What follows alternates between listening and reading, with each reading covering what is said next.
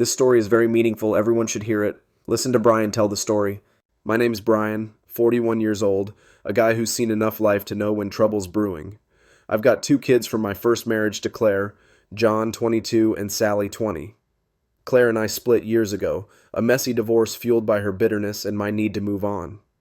I remarried Lila, 28, a woman who brought light back into my world, and now we're expecting a son. I walk with a cane, a souvenir from a car accident a decade ago, but I've built a solid life, financially secure, close with my kids, and happy in a way Claire never let me be. Then Abbie came along, John's fiancée, and turned everything upside down. It began innocently enough. John brought her over one Sunday last spring, her blonde hair bouncing as she smiled too wide, her voice too eager. "Hi, Brian," she chirped, handing me a bouquet of cheap daisies. "I'm so excited to meet John's family." I nodded, polite but wary, feeling the weight of her gaze linger too long. John grinned, oblivious, his arm around her like she was his prize. "She's great, Dad," he said. "She really wants to fit in." Fit in. That was the understatement of the year. Within weeks, Abbie was everywhere, popping by unannounced, inserting herself into our traditions, calling Sally sis before they'd even been dating 6 months. I'd catch her watching me with this hungry look, like I was some puzzle she needed to solve. It made my skin crawl, but I brushed it off. She was John's girl, and John's my boy. I'd give her a chance. Here's the continuation from that moment in the study, diving deeper into the tension, emotions, and adding more layers with new supporting characters to keep the story gripping and complex. I'll stick to the original framework while expanding it with vivid details and fresh faces to heighten the drama. We're nowhere near the end yet. There's plenty more to unravel. Let's pick it up right where we left off. One afternoon, I was in my study, a small room I keep for catching up with John and Sally away from the world. It's our thing. Private, sacred. The walls are lined with old books. A worn leather chair sits in the corner, and a framed photo of me with the kids at a fishing trip 10 years back hangs above my desk. The light was soft that day, filtering through the blinds, and I was sipping coffee, savoring the quiet. Then the door creaked open, jolting me out of my peace. There was Abbie, tray of cookies in hand, her smile too bright, her blonde curls bouncing like she'd rehearsed this entrance. "Hi, Dad," she said, breezing in like she owned the place. "I thought we could have a little family catch-up." My stomach twisted, a mix of irritation and disbelief surging up my throat. I set my mug down hard enough to make a dull thud against the wood, my fingers tightening around the handle of my cane propped against the desk. "Abbie," I said, forcing my voice to stay level, "we've talked about this. I'm not your dad, and this—" I waved a hand around the room, the air thick with the weight of what it meant to me, "is a private thing with my kids." Her smile faltered, but only for a heartbeat. She tilted her head, those big blue eyes glistening like she was about to cry, and I felt that familiar pang of guilt she wielded like a weapon. "John said you'd be okay with it," she said, her voice soft but insistent, stepping closer with the tray. The cookies smelled faintly of burnt sugar, and I could tell they were store-bought, the kind you grab last minute to look thoughtful. "I just want to be part of this family. Don't you want that too?" John shuffled in behind her, his broad shoulders hunched, his hazel eyes avoiding mine. He looked like a kid caught sneaking candy, his hands stuffed in his pockets. "Dad," he muttered, barely audible, "she's never had a real family. Just give her a shot?" I exhaled through my nose, feeling the heat creep up my neck. I wanted to snap, to tell him he didn't get to guilt me into this, but the pleading in his voice stopped me cold. Before I could respond, Lila appeared in the doorway, her dark hair pulled back in a loose bun, her pregnant belly just starting to show under her sweater. Tara trailed her, wine glass in hand, her sharp green eyes locking onto Abbie like a hawk spotting prey.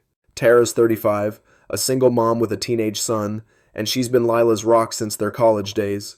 She's all sass and steel, and she doesn't suffer fools. "Oh, honey," Tara said, her southern drawl cutting through the tension like a blade. "If you're baking your way into this family, you're gonna need more than stale cookies. What's your angle here?"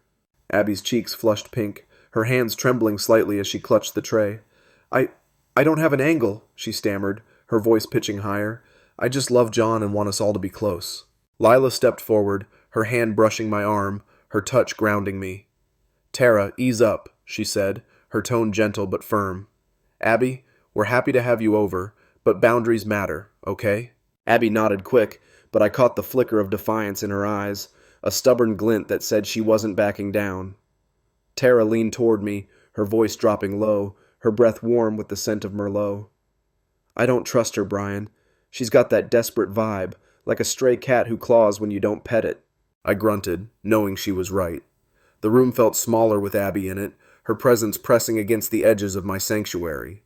I glanced at John, hoping he'd see the mess he'd dragged in, but he just stood there, shifting his weight, caught between loyalty to her and me. Look, I said, leaning on my cane as I stood, my leg protesting with a dull ache.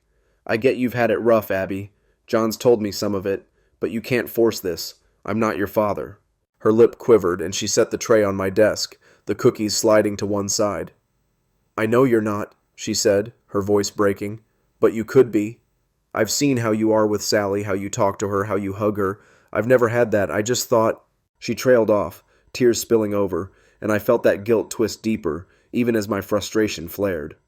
John stepped closer to her, his hand hovering near her shoulder, unsure. Dad, please, he said, his eyes finally meeting mine. She cried watching you and Sally at the barbecue last week. She just wants what we have. I pinched the bridge of my nose, feeling the weight of it all settle on my shoulders. Before I could answer, the front door slammed open, and Sally stormed in, her boots thudding against the hardwood. She's 20, fierce, with dark hair like her mom's and a temper to match. Behind her was Eli, her boyfriend, a lanky 21-year-old with a mop of red hair and a quiet demeanor. He's a mechanic, good with his hands, and he's been Sally's steady shadow for a year now. What's she doing in here? Sally demanded, her eyes narrowing at Abbie. This is our space, Dad, not hers. Abbie flinched, wiping her tears with the back of her hand. I just wanted to talk, she said, her voice small. I thought we could all... No, Sally cut in, stepping between me and Abbie, her posture rigid. You don't get to waltz into our thing because you feel sorry for yourself. Back off. Eli hung back, his hands in his pockets, but I saw the way his jaw tightened, ready to step in if Sally needed him. Tara sipped her wine, smirking. Told ya, she muttered to me. Girl's got no sense of lines. Lila raised a hand, her voice calm but strained. Everyone, let's take a breath. Abbie, why don't you and John come into the kitchen? We'll figure this out. Abbie hesitated, then nodded, picking up her tray and following John out. Sally stayed put, her arms crossed, her glare boring into me. You're too nice to her, Dad, she said, her voice low. She's going to keep pushing until you break. I sighed, sinking back into my chair, my leg throbbing. I'm trying to keep the peace, Sal, for John. John's blind, she shot back, then softened, her hand brushing my shoulder. Just don't let her take what's ours, okay? Eli nodded, his voice quiet but firm. She's weirdly intense, man. Gives me the creeps. I chuckled despite myself, grateful for their backup. But as Abbie's footsteps faded down the hall, I knew this was just the beginning. Weeks later, the tension had only thickened.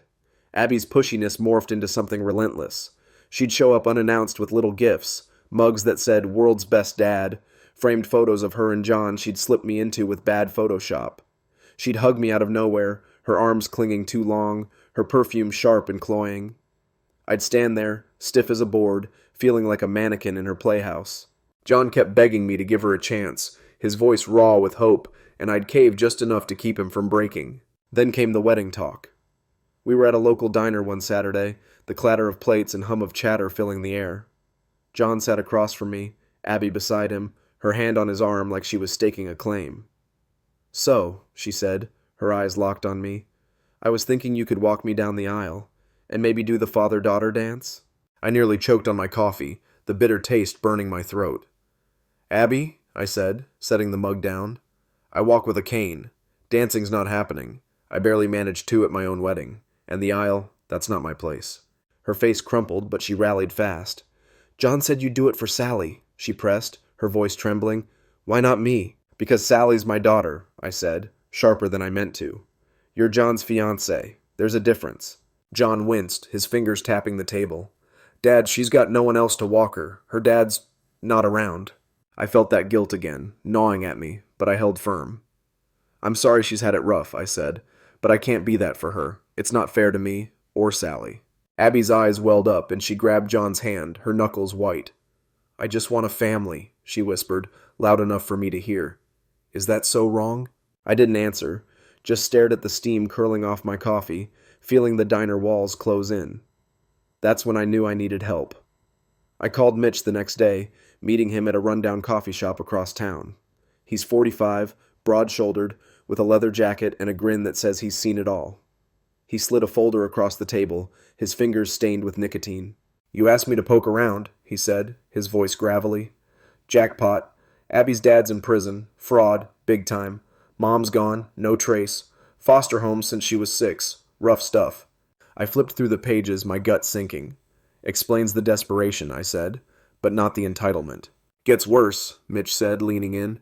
"She's been texting Claire like they're besties. I pulled some messages. Check this." He handed me a printout. Claire's words jumped out. "Push the wedding back. Brian's got the cash in the soft spot. He'll cave." Abbie's reply, "I just want him to love me like he loves Sally." I crumpled the paper, my jaw tight. "They're scheming," I said, "using John to get to me." Mitch nodded, his grin fading. "Yep. Claire's still pissed. You made it big after the divorce. This is her revenge, and Abbie's ticket in." I left that meeting with a fire in my chest, determined to protect my family. But Abbie didn't let up. She started texting me late at night. "Hey Dad, just thinking about you," or "Can't wait for our secret talks," acting like we had some hidden bond. Sally caught one on my phone and nearly lost it. "She's insane," she said, pacing the living room, her voice shaking. "She's trying to erase me, Dad." Lila, sitting on the couch, rubbed her temples, her face pale. "She invited me to lunch yesterday," she said. "Called it 2 of Brian's girls hanging out. I didn't go." Tara, sprawled in an armchair, snorted. "She's a stage 5 clinger. Next she'll be knitting you matching sweaters." I laughed, but it was hollow. The pressure was mounting, and I felt it in every creak of my bad leg. Then came the barbecue, a sunny Saturday in our backyard, the grill smoking, kids running around. Abbie showed up with a camera, snapping pics of me flipping burgers, her voice loud and cheery. "Smile, Dad," she'd say, hugging me for the shot. I'd grimace, my patience fraying, while she posted them online with captions like "Family Day with my favorite guy." Sally pulled me aside, her face red. "She's turning us into her Instagram fantasy," she hissed. "You've got to stop this." "I'm trying," I said, my voice tight. "John's too deep in it." That's when Eli stepped up, wiping grease off his hands from fixing the lawnmower. "She cornered me earlier," he said, his brow furrowed. "Asked if I'd call her sis, too.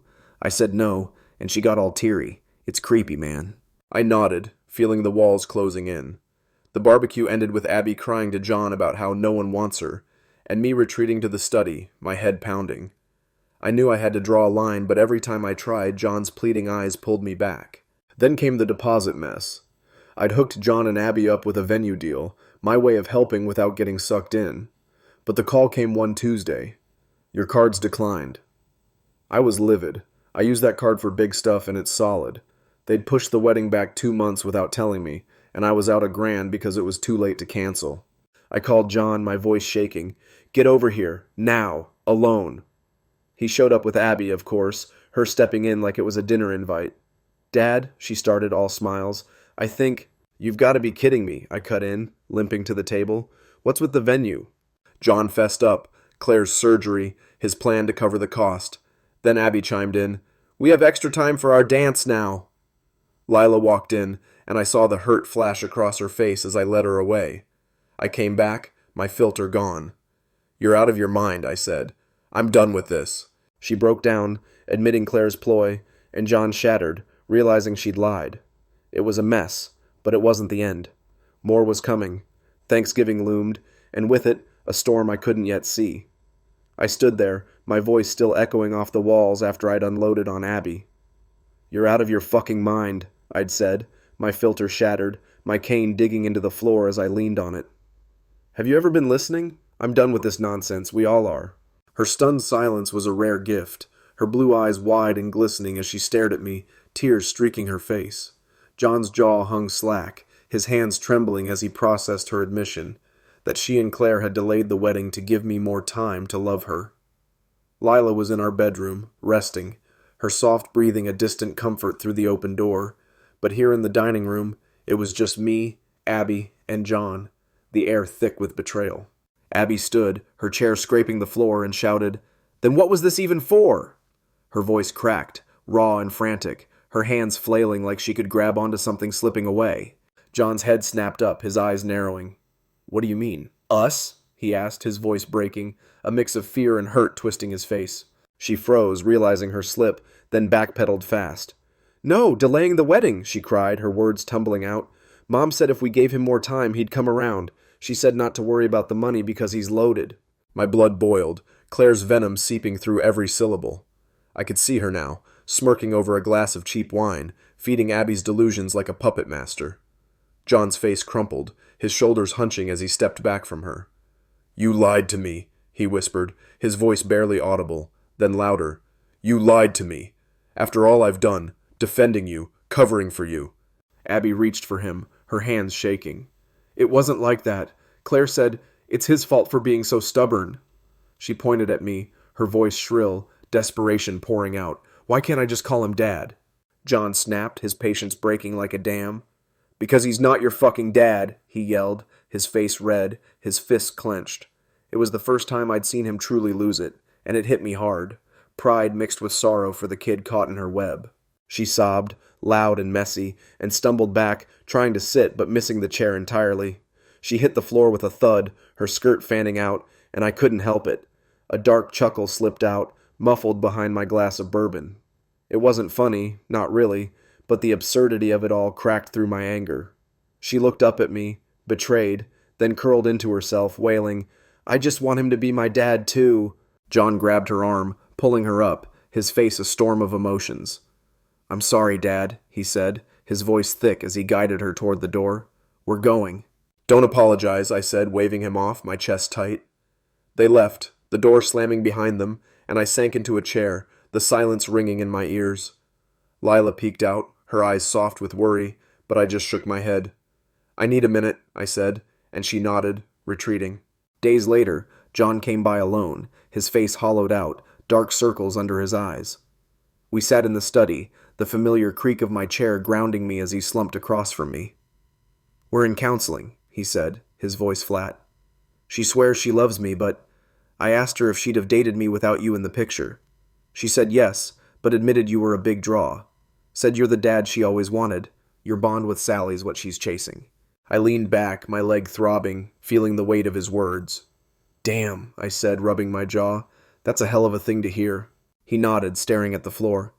"I don't know if I believe her anymore. Sally was right. She's got too much of Mom in her. I'm starting to see it." I reached over, gripping his shoulder. "You're a good man, John. Don't let her drag you under. I told her you're the one whose opinion matters most, not me." He gave a weak smile, but it didn't reach his eyes. "She's pushing for you and Sally to join a session. Sally told her she'd rather die than hear her unfiltered." I snorted, picturing Sally's glare. "Yeah, I'm not interested either. I can't be impartial, and I'm not her therapist or her dad." He left after that, promising to keep me posted, and I felt a flicker of hope for him, buried under the exhaustion. But Abbie wasn't done. She kept texting, general questions at first like, "How's Lila?" but always with a hook, trying to dig deeper. I'd reply short, keeping her at arm's length, but it gnawed at me. Then came Thanksgiving, the storm I'd sensed brewing. We'd planned a quiet day, me, Lila, Sally, John, Tara, and Eli. The table was set, turkey golden and steaming, the house warm with the smell of sage and butter. I was carving my cane propped nearby when the doorbell rang. Lila answered, and I heard her gasp. I limped over, and there they were, Abbie and Claire, arm in arm, Claire clutching a lumpy pumpkin pie like a trophy. Sally was on her feet in a flash, her voice slicing through the room. "What the hell is she doing here? This is our Thanksgiving, not a circus." Abbie stepped forward, her chin trembling but her eyes defiant. "I told Lila we'd all be together," she said. "Claire's my mom now. She deserves family too." Lila's hand flew to her belly, her face paling. "Abbie," she said, her voice tight, "I meant our family. You can't just rewrite the guest list." Claire smirked, setting the pie down with a thud. "Oh, come off it, Lila," she sneered. "You're not the only one who gets to play house." Tara leapt up, wine sloshing, her drawl sharp. "Bless your heart, Claire. Think this is your redemption arc? Nobody's buying it." John looked gut-punched, his voice pleading. "Guys, stop. Abbie just wants us united." I cut in, my patience gone. "United? She lied to you, John. That wedding delay? Her and Claire's ploy to trap me? Cost me $1,000 I'll never see." The room went dead quiet. John turned to Abbie, his face draining. "You lied to me?" he whispered, his voice cracking. Abbie's hands twisted together, her eyes darting. "It wasn't like that. I thought if we had time you'd love me too, Brian." Claire pointed at me, her nails sharp. You're the problem, Mr. High and Mighty. Why can't you share your perfect life? Sally grabbed her phone, adding Claire to the group chat just to kick her out. There, she snapped. In, out, done. Leave or I call the cops. Abbie crumpled, sobbing, clutching John. He pulled away, his face hard. I thought you loved me for me, he said, and walked out, leaving her wailing on the floor. But it didn't end there. A week later, I met Nina, our new neighbor, a 50-year-old widow with a sharp wit and a knack for gossip. We were chatting over the fence when she frowned, nodding toward the street. That girl's been out there, she said, watching your house, clutching some photo. I followed her gaze, and there was Abbie, half hidden by a tree, her face pale and twisted, staring at me with that same hungry look. My gut churned. Satisfaction at John's clarity warred with unease at her persistence. Months passed. Lila gave birth to our son Jasper, a squalling bundle of joy who filled our home with light. John kept me updated. Counseling was rocky, Abbie struggling, the wedding still on hold. He was seeing her clearer, pulling away, but she wouldn't let go. She'd text me occasionally, her tone pleading, then bitter. Why can't you just try? Until I blocked her, done feeding her delusion. One crisp March evening, I sat on the porch, Jasper asleep in my arms, Lila beside me, her hand in mine. Sally and Eli were inside, laughing with Tara over some bad movie. John had texted. He was coming over, alone. I felt a quiet peace, my family whole, my boundaries firm. But as the sun dipped low, I saw her again.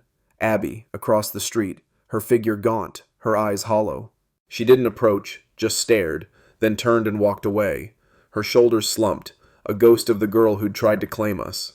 I won't lie. It felt good, knowing I'd held my ground, kept my kids close. Abbie's pain was real, but it wasn't mine to fix. She'd built her world on lies and lost it all. John's trust, her dream family, her grip on us. The lesson hit me hard. You can't force love, and clinging to what's not yours only breaks you. I'd fought for my peace, and damn if it didn't taste sweet. So, what do you think? Ever dealt with someone who wouldn't take no for an answer? Drop your stories below. I'd love to hear how you handled it. Life's messy, but it's ours to shape.